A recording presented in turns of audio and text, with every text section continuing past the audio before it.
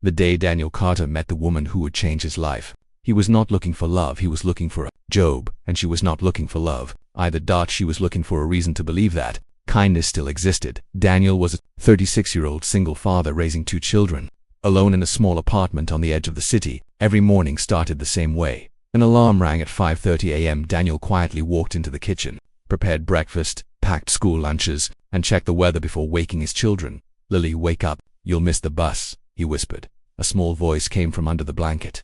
5 more minutes. "Dad." Daniel smiled. "Your mother used to say the same thing." The smile disappeared for a moment. It had been for years since his wife Emily passed away after a long illness. Losing her changed everything. Daniel had not only lost the woman he loved, he had lost a future he imagined. Since then, his life became about one thing: his children. 10-year-old Noah was quiet and responsible, always trying to help his father. 7-year-old Lily was full of questions, imagination, and endless energy. Daniel worked as a delivery driver during the day and repaired old furniture at night to earn extra money. It was not easy. There were nights when he sat alone at the kitchen table, looking at unpaid bills. The electricity bill, the school fee reminder, the grocery list. Sometimes wondered how much longer he could keep everything together. But every morning, when his children smiled, he found the strength to continue. One Friday afternoon, Daniel received an unexpected call. The delivery company he worked for was reducing staff. His position was being removed. "You're a good worker, Daniel," his manager said sadly, "but we have to cut costs." Daniel held the phone silently. "What am I supposed to do now?" The manager sighed. "I'm sorry." That night, Daniel sat on the edge of his children's bed while they slept. He looked at their peaceful faces. "I promise I'll figure this out," he whispered. The next morning, Daniel dressed in his best shirt and went downtown for a job interview. It was a position at a large company as a logistics coordinator. The salary was enough to give his children a better life for the first time in months. Daniel felt hopeful, but life had other plans. On his way to the interview, Daniel stopped at a small coffee shop to buy breakfast for his children. While leaving, he noticed an older woman struggling outside with several heavy bags. People walked past her. Nobody stopped. Daniel looked at his watch. His interview was in 20 minutes. He had to leave. But then he saw the woman drop one of the bags. A glass container broke on the sidewalk.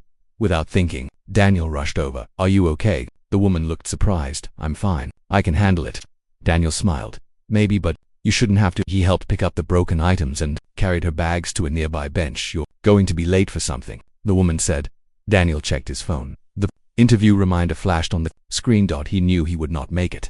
"I guess I will be." The woman looked at him. "You gave up something important to help a stranger." Daniel shrugged. "Someone helped my family once when we needed it. I never forgot."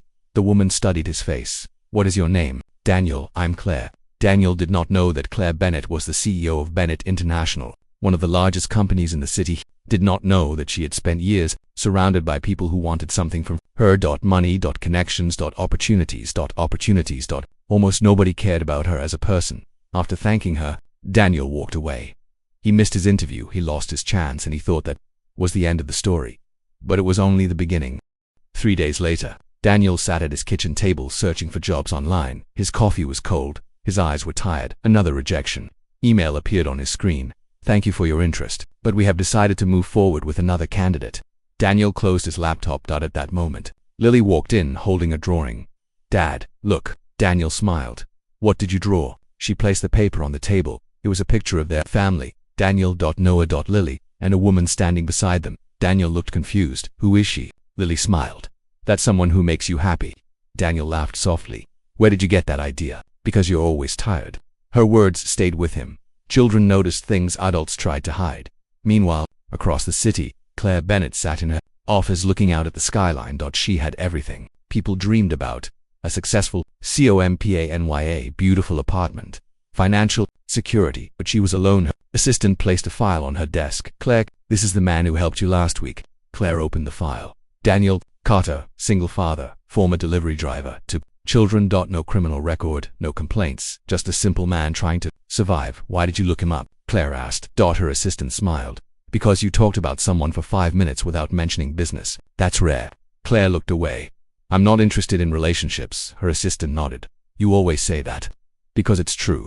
Years earlier, Claire had trusted someone who only wanted her money and status. Since then, she built walls around herself. Love felt like a weakness. Daniel believed something similar after losing his wife. He convinced himself that love was something people lost, not something they found. But life brought them together again. A week later, Daniel was repairing a broken chair outside his apartment building when a black car stopped nearby. Claire stepped out. Daniel recognized her. She smiled. I hope I'm not disturbing you. Daniel stood up. What are you doing here? I wanted to thank you properly. You already thanked me. No, I mean really thank you. She handed him an envelope. Daniel looked at it. What is this? A job opportunity. Daniel immediately shook his head. I can't accept charity. Claire looked surprised. It's not charity. It feels like it. She stepped closer. Daniel, I reviewed your work history. You have years of experience organizing deliveries, solving problems, and managing difficult situations. My company needs someone like you.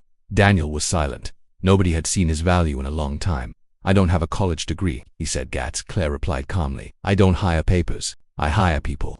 For the first time in years, Daniel felt someone believed in him. He accepted the interview a month later. Daniel started working at Bennett International, but adjusting was not easy. Many employees judged him. They saw him as a simple worker who somehow got an opportunity. Daniel ignored them. He focused on proving himself. Claire noticed something different about him. Unlike everyone else, Daniel never tried to impress her. He challenged her. During a meeting, Claire suggested a new delivery system. Daniel politely disagreed. I think it will create problems for smaller customers. It became quiet. People rarely questioned Claire, but she listened. Explain. Daniel did. And he was right. The system was changed.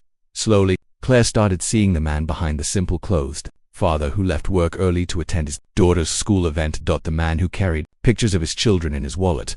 The person who we still believed kindness mattered. And Daniel started seeing the woman behind the CEO title. The woman who ate lunch alone. The woman who worked late because she had no one waiting at home. That one evening, they sat outside the office after everyone had left. You know, Claire said, I thought successful people had fewer problems. Daniel smiled. No, they just hide them better. For the first time, Claire laughed, but happiness did not come easily. A few weeks later, Daniel faced a difficult choice. The company announced a major restructuring. Some employees would lose their jobs. One of those employees was a single mother who worked in Daniel's department. Daniel discovered that her position was on the list that he went to. Claire, you can't do this. Claire looked serious. We have financial responsibilities. She has 2 children. So do you. Daniel paused. The words hurt because they were true. If saving money means forgetting people, then what are we building? Claire looked at him. Nobody had ever spoken to her like that. The next morning, Daniel received a message. He was being blamed for delaying the restructuring plan. Someone had reported that he was interfering with company decisions. His job was at risk. Claire had to make a decision. Trust the company or trust Daniel. For the first time in years, both of them were afraid. Daniel stood outside Claire's office waiting for her decision. He had already prepared himself. If he lost the job, he would find another way. He always had. But what hurt most was feeling that he had finally found a place where he belonged. Claire opened the door. Come inside. Daniel entered quietly. She looked tired. I investigated what happened. Daniel said nothing. The report against you was false. He looked surprised.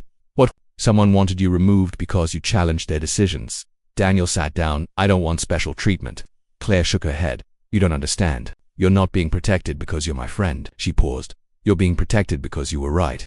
Claire had made changes. Instead of removing employees immediately, she created a new plan that reduced costs without destroying families. The company saved money. Workers kept their jobs, and Daniel kept his position. But something else changed. Claire realized she no longer wanted to live behind a wall.